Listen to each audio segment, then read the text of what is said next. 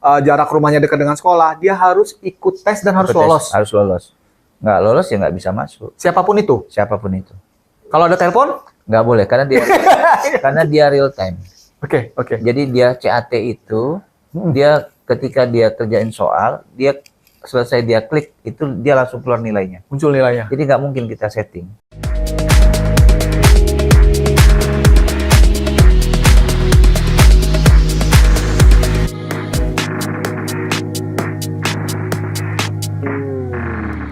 Hai, apa kabar? Ya, kita mau ngobrol yang agak serius, tapi memang tetap santai. Karena memang Kongko bareng SMSI selalu menyajikan tema-tema yang inovatif, juga memberikan informasi yang baik untuk kita semua. Dan era gubernur baru, pasangan gubernur Mirza dan wakil gubernur Jihan punya warna tersendiri dalam memimpin Provinsi Lampung.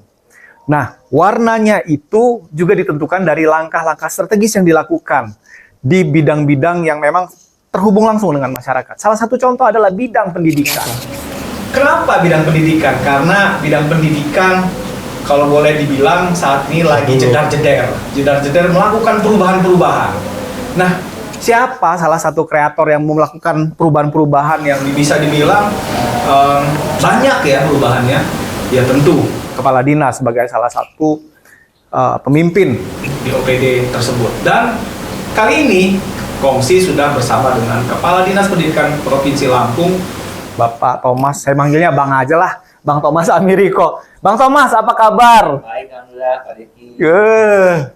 Bang Thomas ini panjang bener ceritanya kalau mau diceritain, tapi yang jelas beliau adalah salah seorang pejabat. Jadi kalau kita cerita sosok pejabat ataupun birokrat, salah satu yang memang perlu kita banyak dengar cerita dan pengalamannya dari Bang Thomas ini. Saya kenal Bang Thomas mulai dari zaman beliau camat, sekarang udah jadi Kepala Dinas Pendidikan. Sama langkahnya kayak camat, banyak yang nggak biasa.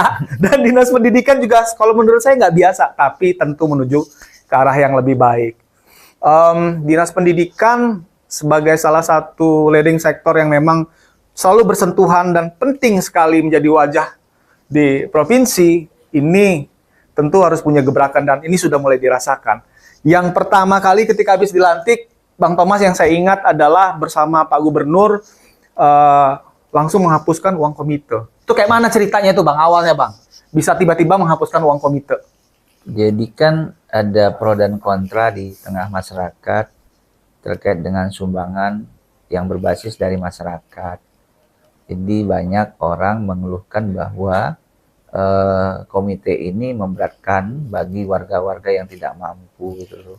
Nah, Pak Gubernur merespon itu karena faktanya bahwa banyak keluhan di masyarakat bahwa investasi melalui sumbangan komite ini ternyata itu tidak berbanding lurus dengan kompetensi anak-anak mereka gitu, sehingga mereka berpikir bahwa sumbangan komite ini tidak juga bermanfaat bagaimana peningkatan SDM gitu loh, tetapi lebih ke infrastruktur gitu loh. Jadi ini yang mungkin di awal yang menjadi dasar perdebatan di lapangan, dan juga itu terkesan memang agak dipaksakan gitu loh karena tidak variatif, karena banyak juga warga yang tidak mampu juga dibebankan juga dengan iuran gitu. Nah, oleh karena itu menyikapi keluhan masyarakat, Pak Gubernur berpikir bahwa ini perlu dilakukan langkah-langkah besar, yaitu menghapuskannya, tetapi akan diganti dengan biaya operasi pendidikan yang berbasis dari APBD gitu loh. Nanti tahun depan akan disupport anggarannya untuk operasional di sekolah itu melalui APBD yang telah disiapkan oleh pihak Pemprov Lampung. Dan untuk awal gebrakan ini tentu menuai pro dan kontra. Iya. Ini yang banyak kontra yang mana nih, Bang Thomas? Karena gini sih, sebenarnya kan memang kebutuhan untuk operasional pendidikan itu mahal sebenarnya. Memang untuk meningkatkan kualitas pendidikan itu memang penuh dengan kebutuhan biaya gitu. Tetapi memang nanti kami berharap adalah yang nggak boleh itu kan kolektif mengumpulkan wali murid, kemudian menetapkan angka, Ya. kemudian mewajibkan untuk iuran dengan angka yang sama. Tetapi kalau memang polanya nanti dibangun bahwa ada yang membantu secara personal, kan juga tidak boleh ditolak gitu. Ya. Atau memang nanti ada support dari APBN, dan begitu juga ditambah dengan support dari APBD. Nah, pola-pola ini yang mesti dibangun supaya yang mampu, yang benar-benar mampu, yang mungkin bisa bantu. Yang tidak mampu ya juga jangan dipaksakan untuk membantu kegiatan di sekolah gitu kan. Jadi supaya ada rasa keadilan di tengah masyarakat. Iya, dan memang selama ini uang komite juga jadi seolah-olah jadi apa ya, alasan buat menyudutkan siswa-siswa yang memang kurang mampu ya, karena Iya. belum bayar komite dan lain-lain, dan di sekolahan dia mengalami semacam perlakuan yang tidak nyaman lah buat mereka. Ditahan rapotnya, Iya. ditahan ijazahnya, maka Pak Gubernur bilang nggak boleh lagi penahanan raport. Kemudian gara-gara nggak bayar SPP atau iuran komite nggak boleh ujian gitu, atau ketika dia Ijazah. tamat ijazahnya masih tertahan di sekolah. Maka Pak Gubernur memerintahkan kepada kami Dinas Pendidikan untuk memastikan ijazah-ijazah yang tertahan di sekolah itu segera dibagikan. Bahkan sampai diantar kalau nggak salah ya. Sampai gerbek Pak Kadis ya? ijazah ke rumah-rumah warga. Ada itu programnya Semua kemarin. ada, gerbek ya. gerbek ijazah sampai di rumah warga. Itu kita lakukan untuk memberikan pelayanan yang terbaik kepada masyarakat. Dan kalau uang komite itu digantikan dengan APBD, support APBD dan mungkin dari APBN, apakah sudah dihitung dengan rinci itu mencukupi, dan apakah bukannya nanti malah mengganggu aktivitas kegiatan belajar karena biasanya ada dana untuk operasional, ini dananya dihilangkan, itu bagaimana Pak Kadis? Insya Allah kita sudah hitung ya kebutuhan awal. Mudah-mudahan nanti kalau kemampuan keuangan daerah kita bisa kita tambah. Jadi nanti kita bantu per siswanya itu 500 sampai dengan 600.000 per tahun, terhitung dengan berapa jumlah siswanya itu yang akan kita transfer ke sekolah. Di luar mungkin nanti ada program CSR khusus untuk kita arahkan ke seluruh satuan pendidikan, dan mungkin juga nanti kan, dan juga kan masih ada dana BOS yang juga biaya operasional untuk proses operasional di sekolah. Ini langkah Dinas Pendidikan Provinsi ini bikin cemburu jenjang pendidikan kabupaten kota, karena banyak sekali loh kan dana komite udah dihapus, padahal pada saat ini kan yang menghapus itu Dinas Pendidikan Provinsi dari jenjang SMA dan SMK. Tapi ya itulah namanya sebuah terobosan. Dan ini yang pertama nih, dana komite langsung dihapus, terus malah ijazah yang tadinya kemarin rame ditahan, nggak bisa dapat ikut ujian, ini dibereskan semua. Kalau boleh tahu Pak Kadis, ada berapa kasus kemarin yang sempat diberesin? Estimasinya ada ratusan kasus nggak yang kayak begitu? Semuanya 23.000. 23.000 ijazah yang kita bagikan ke seluruh siswa.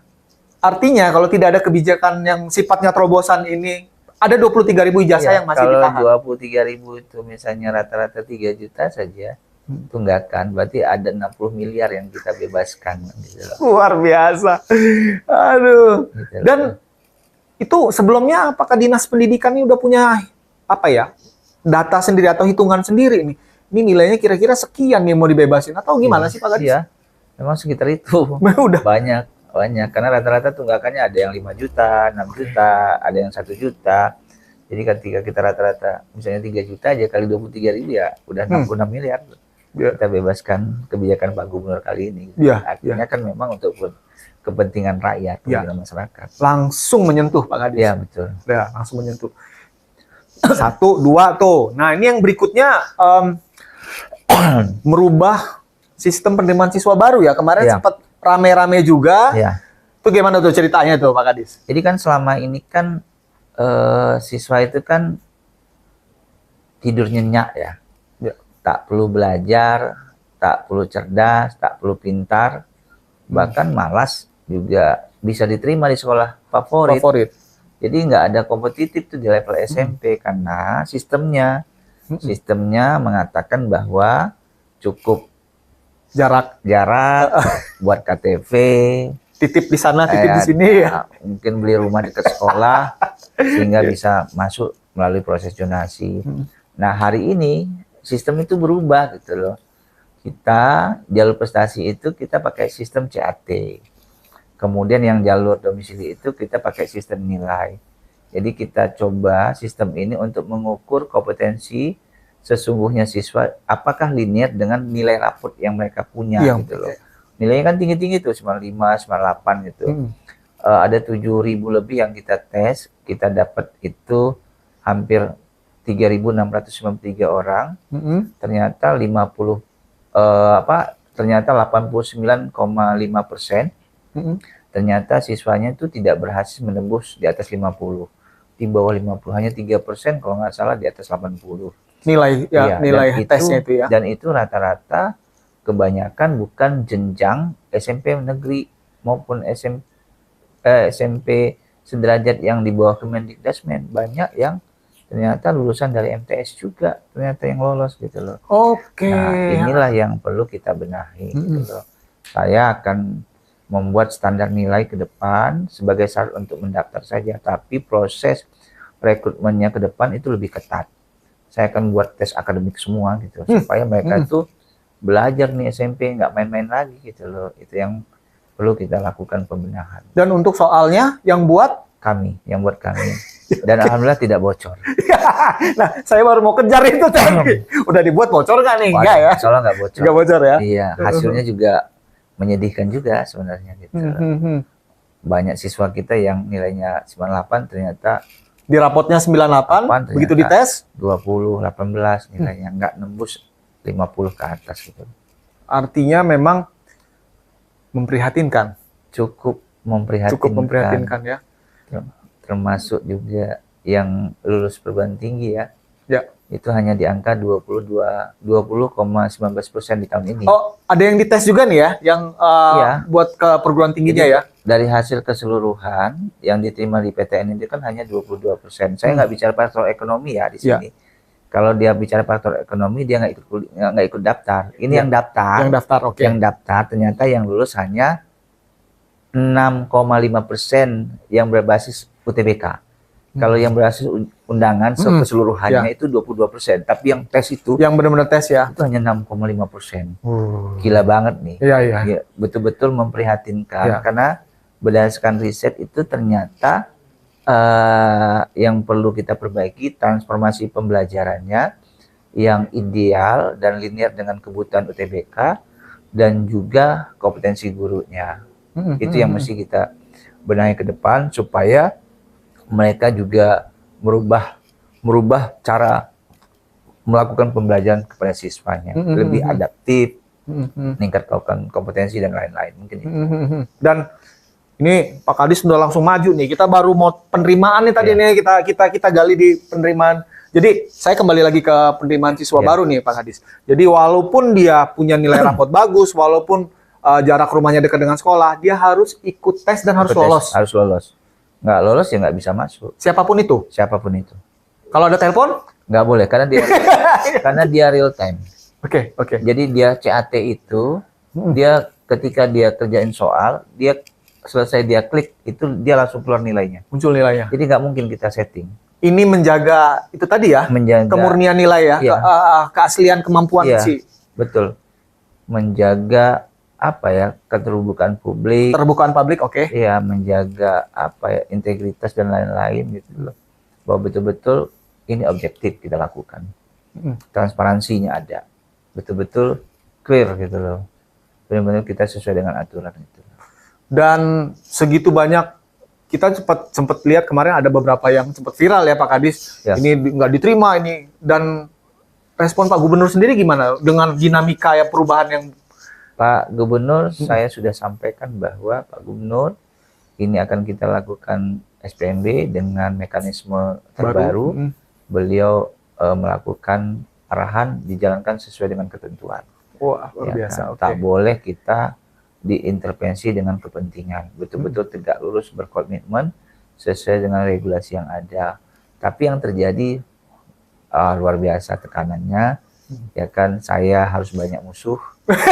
Saya cuma jadi lawan hari ini karena memang saya nggak bisa bantu anak-anak mereka masuk sesuai dengan keinginan karena memang mereka tidak lulus tes.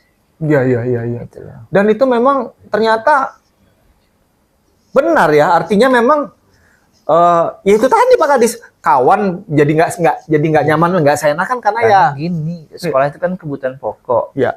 Orang akan menggunakan cara supaya anaknya kan masuk sekolah Ya. bagus.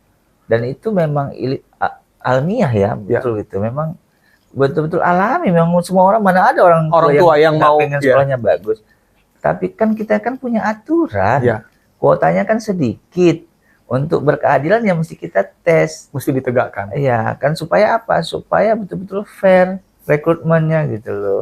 Sehingga betul-betul transparan gitu. Nah, kalaupun memang ternyata dia nggak lolos, ya memang mungkin kalah bersaing gitu kan. Ya gimana dong gitu loh. Masa anaknya kalah bersaing, kita yang disalahkan kan gitu kan. Oke. Kan gitu. Berarti sampai hari ini Kadis Pendidikan dan Kebudayaan masih berani ya? Masih penegakan aturan. Malah tahun depan lebih ini dia, lebih clear, lebih ini lagi. Objektif ke depan, lebih standarnya lebih tinggi. Apanya nih? Standar soalnya atau jadi standar? Kalau kemarin itu kan mungkin orang nggak tahu standar nilai masing-masing sekolah. Baik. Nanti akan kita umumkan. Kemudian itu hanya syarat untuk mendaftar. Di luar yang jalur afirmasi semuanya pakai tes. Nah lo. Tes ya Pak Kadis ya? Tes TKA.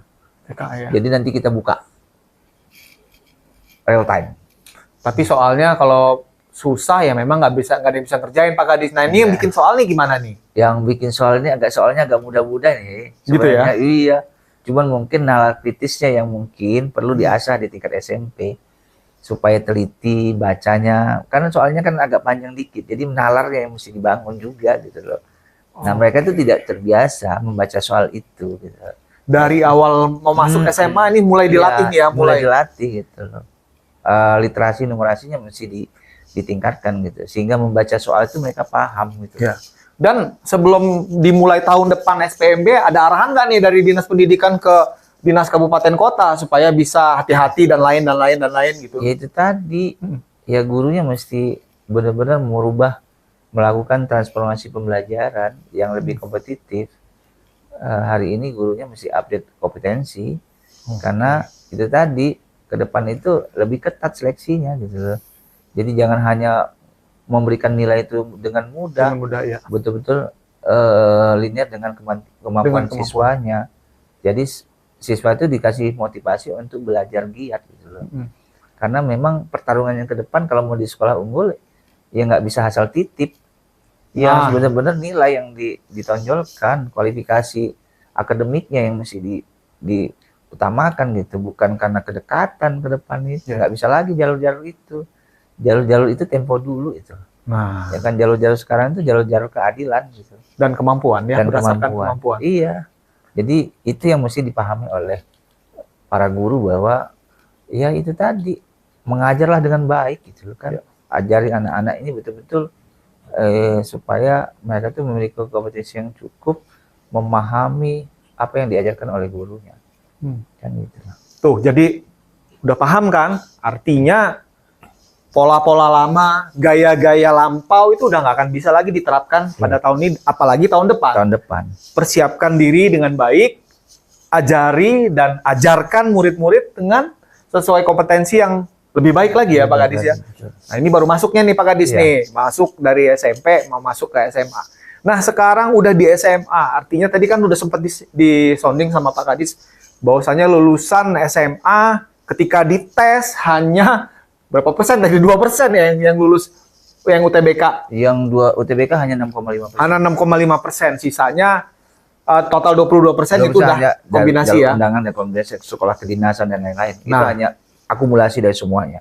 Artinya Dinas Pendidikan tentu sudah punya strategi lagi nih untuk mengupgrade siswa, dan nggak hanya siswa dong Pak Kadis, gurunya juga. Nah ini gimana nih? Apakah ada kelas unggulan yang memang akan nanti diajari khusus mata pelajaran atau bagaimana Pak Kadis? Silakan. Jadi kan gini, kita sudah menetapkan 35 sekolah unggul di Provinsi Lampung supaya mereka melakukan pembenahan terkait dengan metode pembelajaran.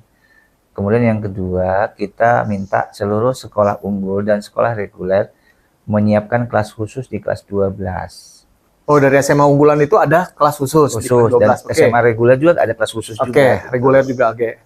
Kemudian nanti akan ada yang namanya SMA role model di Lampung. Sehingga kita akan benahi baik itu manajemennya, kemudian kurikulumnya maupun kompetensi gurunya kita akan benahi.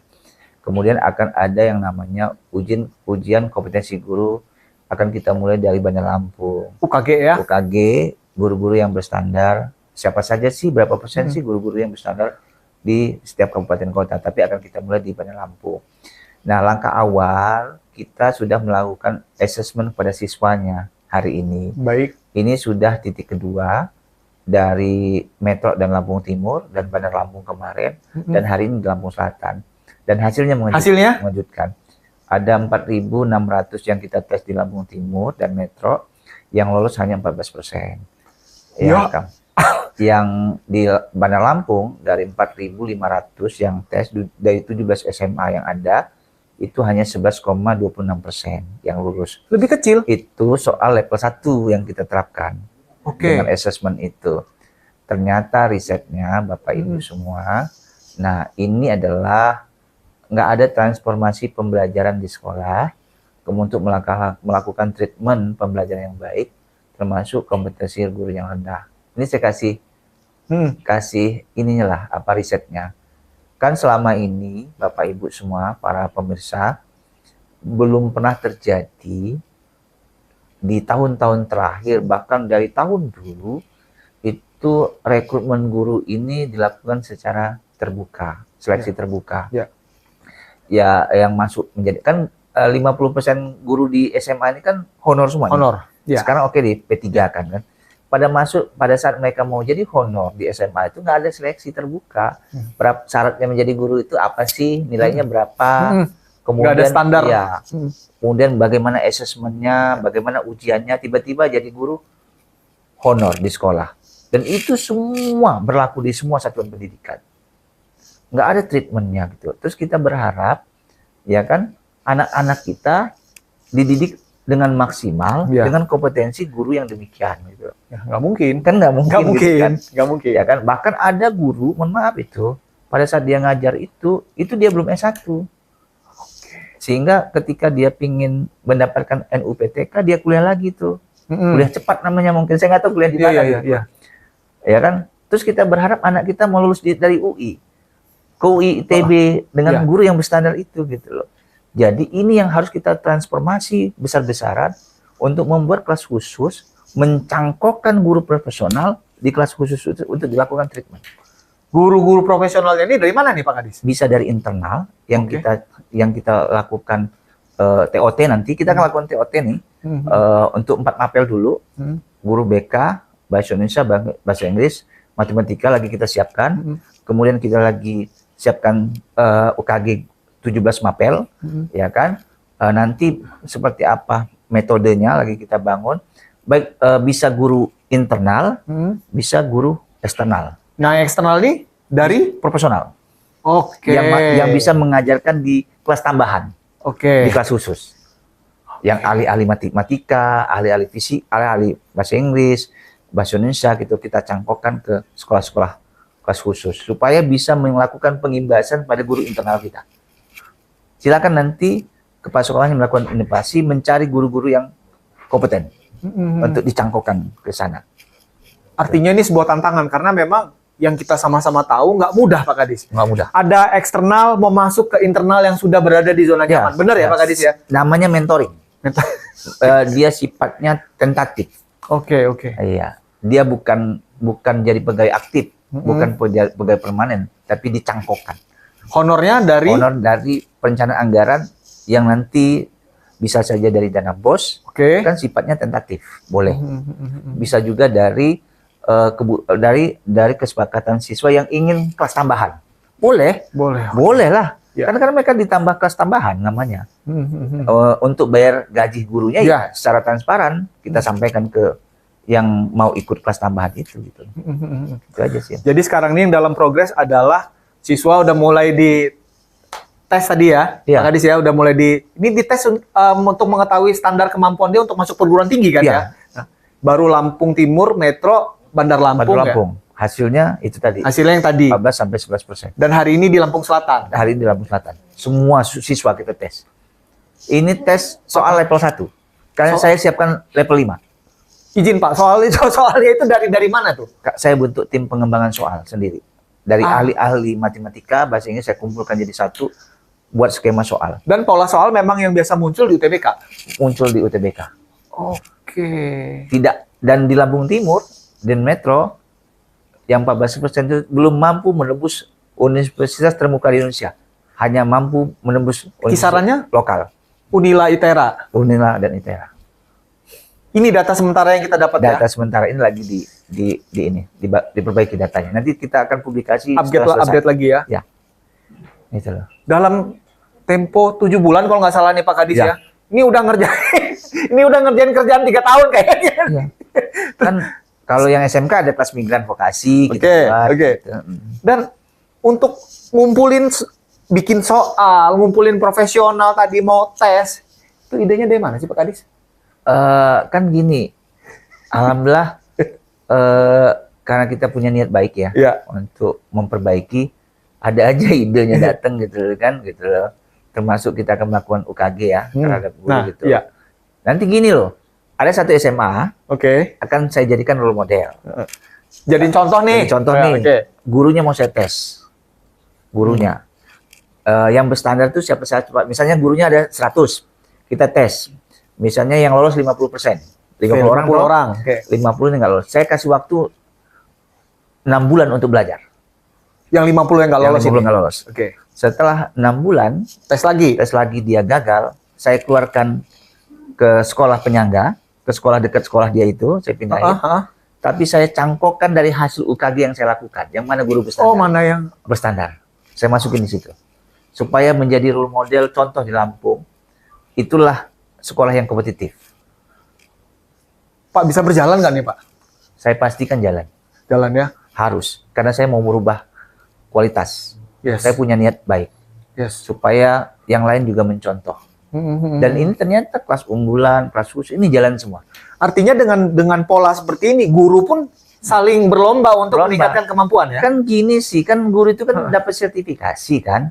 Tapi persoalannya kan filosofis sertifikasi itu diberikan untuk peningkatan, bukan hanya untuk kesejahteraan, tapi peningkatan kompetensi. Pendidikan ya. Tapi ternyata kesejahteraannya doang yang meningkat. Yang meningkat kan, bukan kompetensinya. Seharusnya kan untuk kuliah, untuk bimbel atau apa guru. Tapi kan untuk beli tas, kebutuhan rumah tangga gitu. Tidak ada sekian persen untuk kompetensi dirinya. Gitu. Ini bener nih.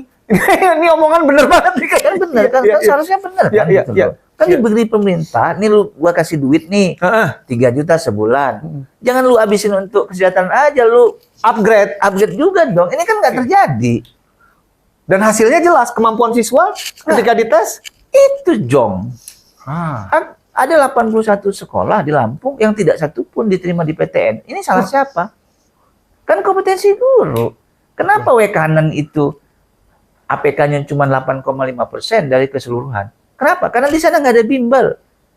Kenapa dari 22% itu 44%-nya di Bandar Lampung?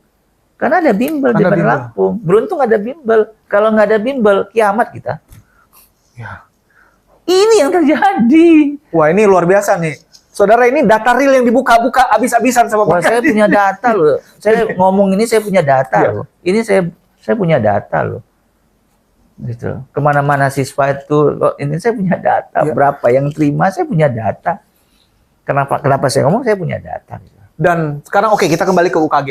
Uji kompetensi guru. Udah sampai di mana ini Pak? Lagi buat instrumen. Karena belum, katanya sih dulu pernah dilakukan, tapi hanya sporadis. 2015 katanya sih. Long time ago Pak Kadis. Nah, kita akan buat ini mungkin secepatnya lah. Paling lambat bulan depan. Kita lagi buat instrumen soalnya. Instrumen assessment-nya gitu loh. Ini tim lagi kerja. Tim yang membentuk instrumen, bikin soal dan lain-lain untuk UKG ini dari mana saja Pak Kadis? Dari BKTK, dari BPMP, kemudian dari Balai Bahasa, kemudian dari Dinas Pendidikan. Ada 4 lembaga Dan 4 lembaga ini kompetensinya benar-benar dipilih sama Pak Kadis. Ya, saya yang nentuin. Oke. Dan ini nggak boleh bocor. Dan ini nggak boleh bocor ya? Gawat kalau bocor. Nanti nilainya gede-gede tapi jong. Iya. Kasian dong siswanya. Percuma kita bikin langkah jurus yang bagus, tapi ternyata Ini masih... mesti, soalnya mesti rahasia banget nih. Saya pingin tahu. Tapi kayaknya sih, menurut saya sih, nggak banyak yang lulus kan. Nggak banyak yang lulus. Ini prediksi ya? Ini prediksi saya nggak bakal banyak. Kami akan tunggu update-nya nanti Iya, setelah nanti UKG nih Pak Kadis ya. Kita ini ya, kita publish ya. Enggak, ini bukan saya nyerang siapapun ya. Iya. Ini hanya untuk perbaikan. Ini mengungkapkan fakta apa adanya Iya, Pak Kadis. benar. Iya. Angka loh yang kita bicara dari tadi kan. Iya. Ketika dites yang lulus cuma sekian persen. Iya, betul. Sekian ribu yang dites yang lulus hanya sekian. Iya, betul. Ya. Artinya kita nggak menyalahkan siapa-siapa, artinya kita harus membenahi. Iya. Yang menjadi Intinya kelemahan ini. Oke. dua hal. Sekali lagi saya ulang, transformasi pembelajaran sama kualitas guru. Cuman itu dua kunci itu. Iya. Itu doang. Kualitas guru lagi di-upgrade dalam UKG. Iya. Dan setelah UKG nanti seperti yang kata Pak Kadis Iya. tadi, akan ada kesempatan kedua untuk dites lagi. Iya. Kalau masih nggak lolos juga digeser ke sekolah penyangga. Iya. Lalu di sekolah tersebut akan dicangkok guru-guru memang yang sudah lulus UKG. Yang berstandar. Yang berstandar Ya, tadi kita ya. mulai dari situ dulu. Nanti baru kita benahi pelan-pelan. Nah, ini rencana seperti ini apakah hanya akan berjalan sementara ini di Bandar Lampung atau serempak di seluruh kabupaten kota? Kita mulai dari Bandar Lampung dulu. Mulai dari Bandar Nanti Lampung, seperti apa? Apakah kabupaten kota? Tapi berawal dari sini dulu. Ya, karena ini kan gini. Jujur saja, Iya. kan kita ini efisiensi. Tapi Pak Gubernur pengen ini dilakukan pembenahan. Alhamdulillah, benar-benar ini kita lakukan benar-benar karena bantuan teman-teman ya yang peduli terhadap pendidikan gitu loh. Saya baru mau tanya nih, gara-gara dengar kalimat efisiensi. Ini anggarannya dari mana nih Pak Kadis nih urusan Banyak. beginian? Cuman teman-teman yang peduli. Zero ya? Zero. Oke. Ini teman-teman saja. Benar. Ini benar-benar teman-teman yang saya kumpul, teman-teman yang benar-benar pengen kualitas pendidikan kita berubah. Dan langkah-langkah seperti ini emang selalu dimonitor oleh Pak Gubernur, Pak Ya. Kadis? Dia monitor, dia selalu report. Dia bilang segala sesuatu itu diupdate biar orang publik tahu. Dan Oke. disitulah kita mulai bekerja supaya ada angka-angka yang berubah. Ketika angka berubah berarti kita kerja. Baik. Gitu loh. Kan saya bilang tadi kan, saudara, bahwasanya yang kita wawancara ini namanya Pak Thomas Amiriko. Memang orangnya bisa diam kalau dari dulu. Ini terbukti kan, nah, tinggal bagaimana apa yang sedang diperbuat oleh Pak Thomas, Bang Thomas, ini bisa segera dilakukan oleh Iya. semua pihak ya. Iya. Artinya memang sepakat dulu ya. Betul. Dan di internal dinas pendidikan sendiri gimana sih? Apakah semudah itu membuat terobosan sedemikian banyak dengan SDM yang memang sudah sudah ada dari dulu Iya. dengan pola kerja yang lama? Saya alhamdulillah setiap sore saya tanya progresnya, Oke. on proses atau tidak. Saya ingin bekerja dengan orang yang mau sama-sama jalan. Iya. Saya bilang sama mereka kalau nggak mau jalan saya cari orang. Oh. Iya. Karena banyak orang yang bisa bantu saya. Tapi saya kasih kesempatan untuk kalian sama-sama saya masuk dalam tim. Tim yang lama ini ya? Iya, tapi Oke. jalan. Jalan ya? Jalan. Karena saya minta reportnya, ini sejauh mana literasi, sejauh mana kemudian pembatasannya pun sejauh mana, misalnya. Kemudian ruang menghimpun data sejauh mana, assessment sejauh mana, treatment ini sejauh mana, kelas khusus sejauh mana, kelas pinggan, itu saya selalu update. Setelah dapat report dicek lagi nggak? Cek lagi, saya turun ke lapangan. Oke. Jadi nggak bisa bohong ya? Nggak bisa, saya punya tim audit sendiri. Ada yang pernah bohong nggak? Banyak. Benar-benar orisinal. Banyak Pak Kadis. Banyak. Dan Saya kemarin marah di SMA 1 Metro. oke. Ternyata belum ngapa-ngapain. Oke. Marah, saya kasih waktu 2 minggu untuk melakukan pembenahan. Masih dikasih waktu tapi ya? Saya kasih waktu 2 minggu. Kalau 2 minggu masih nggak melakukan pembenahan, Ya, ganti ya? risiko lah. Oke. Orang gitu lah. Kemarin juga ada beberapa sekolah yang juga saya telepon langsung. Kok nggak bergerak-bergerak tuh? Itu langkah-langkahnya gitu. Itu sih. Ini berapa hari ini saya akan kumpulkan sekolah untuk ngebahas beberapa treatment yang saya lakukan udah jalan atau tidak Oh. di masing-masing satuan. Oh, artinya setiap kebijakan setelah disampaikan, beberapa waktu kemudian ditanya lagi kan, di Ditanya. follow up. Iya. Saya bulan depan audit keseluruhan semua program yang kita sudah launching. Oh, bulan depan. Ini lagi bentuk tim. Ini juga termasuk kemarin kita dengar juga Dinas Pendidikan memonitor sekolah-sekolah yang berada di 3T. 3T ya. Ya, saya Oke. berkomitmen akan keliling di daerah 3T untuk memastikan seperti apa sih situasinya, kemudian infrastruktur dan lain-lain, sehingga saya punya data, saya buat di perencanaan apa yang bisa kita support. Mungkin nanti di Tabuan, selanjutnya saya ke Gundi, kemudian Pematang Sawah, Suwoh, dan Dente Teladas dan lain-lain. Karena saya juga punya program kelas cangkok ya, bagi anak-anak prestasi yang di daerah 3T, kita biayai melalui APBD untuk kita cangkokkan di sekolah unggulan di Provinsi Lampung. Oke, dan udah jalan. Udah berjalan deh Pak ya? Udah jalan. Di mana aja yang udah berjalan Pak? Udah lagi seleksi. Udah lagi sekarang posisi ya, lagi seleksi. Termasuk Lampung Mengajar, saya akan tempatkan di daerah 3T sesuai dengan kunjungan yang kami lakukan. Di tahun depan kita tambah guru-guru profesional dari Lampung Mengajar. Dan itu memang ada gurunya yang ingin mengabdi ke daerah 3T tadi ya? Mau. Itu profesional. Profesional ya? Kita tahun ini 120 orang ngirim. Tahun depan 140 orang. Oh, kita kirim ke daerah 3T. Ini namanya program Lampung Mengajar. Profesional, bukan guru internal, guru eksternal. Guru eksternal semua? Yang kita seleksi. Iya, gitu. Jadi di samping memang yang reguler dan lain-lain, yang eksternal juga kita kirim. Kita kirim. Ya, kita biayai APBD. Oke, baik. Dan dari sekian, ini kan kalau kita bicara mengenai upgrade siswa, upgrade guru, sampai 3T ini udah nih Pak Kadis. Dinas Pendidikan ini juga kan selain memang memastikan KBM berjalan dengan baik, lulusan yang baik, penerimaan siswa baru juga baik, juga kan ada pelayanan juga nih untuk guru-guru. Nah, apakah ada terobosan? Saya dengar-dengar kemarin baru informasi-informasi ada PTSP yang khusus disediakan oleh Dinas Pendidikan. Apakah benar itu, Pak? Ya, alhamdulillah tahun ini saya sudah buat namanya pelayanan terpadu satu pintu. Insya Allah mungkin dalam waktu 1 bulan ke depan bulan depan akan saya launching. Sudah selesai sih sebenarnya, tapi memang personilnya sudah saya siapkan. Tapi mungkin ada beberapa perbaikan termasuk IT-nya, kan digitalisasinya itu dalam on proses. Tapi dalam waktu 2 minggu ini beres. Dan ini layanannya cepat. Layanan cepat. Yang jauh-jauh dari Mesuji itu sejam selesai deh kalau ke sini. Jadi nggak perlu nginep-nginep ya? Nggak perlu nginep-nginep. Jadi satu pintu aja. Masuk pintu pertama, keluar langsung pintu keluar, langsung selesai. Nah. Berbayar nggak itu Pak Kadis? Gratis. Gratis semua? Total. Udah cepat, dia gratis? Dia gratis. Ini udah saya siapin. Pokoknya kayak di bank-bank lah. Representatif lah tempatnya. Udah jadi.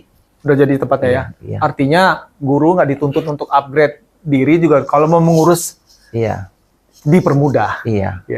Dan betul. Salah satunya adalah melalui PTSP ini. Iya, pelayanan terpadu satu pintu Dinas Pendidikan Provinsi Lampung. Iya. Ini makannya banyak nggak sih kalau siang makan banyak bener yang dikerjain kayaknya? Iya banyak ini, banyak emang. Iya. Banyak ini, insya Allah kita coba perbaiki satu-satu lah pelan-pelan. Insya Allah. Tapi memang nggak populer yang kayak gini-gini, risikonya tinggi. Tapi bodo amat lah, serah lah. Iya. Yang penting niatnya kita bagus lah.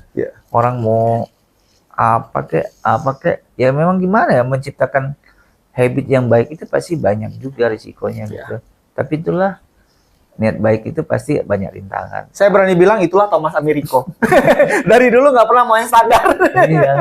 Maunya terobosan, walaupun resikonya ya bikin orang nggak nyaman dan nggak nyaman. Iya, risikonya gitu.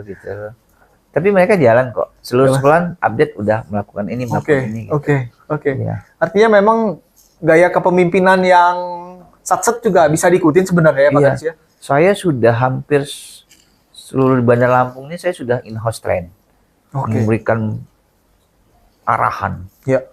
Sampai ke kabupaten kota saya sudah hampir ke ini yang mau tahap kedua saya lakukan gitu. Jadi saya pingin betul-betul serius gitu loh. Ya kan? Serius saya mau cek langsung gitu loh. Tapi saya fokus di 3T dulu 1 bulan ke depannya. 3T 1 bulan ke depan 3T ya? 3T dulu.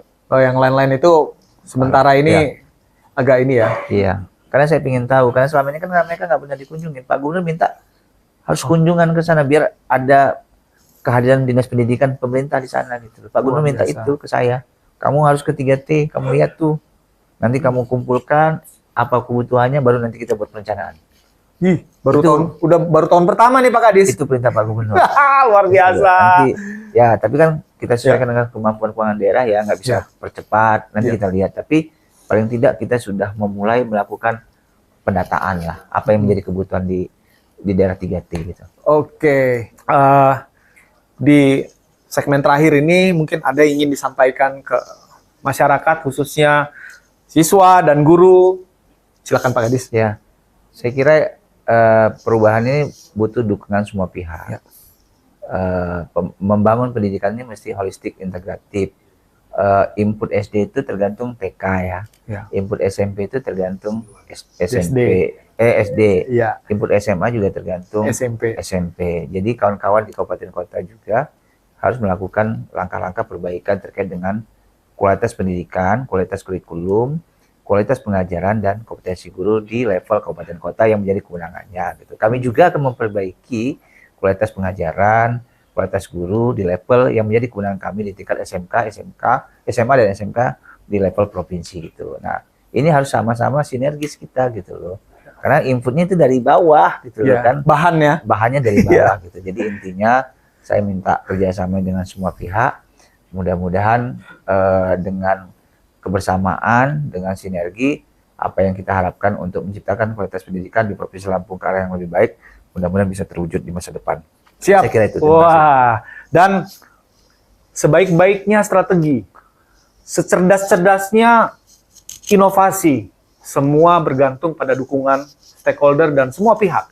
Jadi Dinas Pendidikan dan Kebudayaan Provinsi Lampung mungkin sudah jedar, tapi kalau tidak didukung oleh semua pihak, maka bisa jadi tidak akan secepat yang diharapkan perubahan yang terjadi. Sekali lagi, untuk kualitas pendidikan di Provinsi Lampung perlu partisipasi dari semua pihak. Semoga obrolan ini menginspirasi dan memberikan manfaat untuk kita semua. Kami undur diri dan terima kasih. Assalamualaikum warahmatullahi wabarakatuh. Waalaikumsalam warahmatullahi wabarakatuh.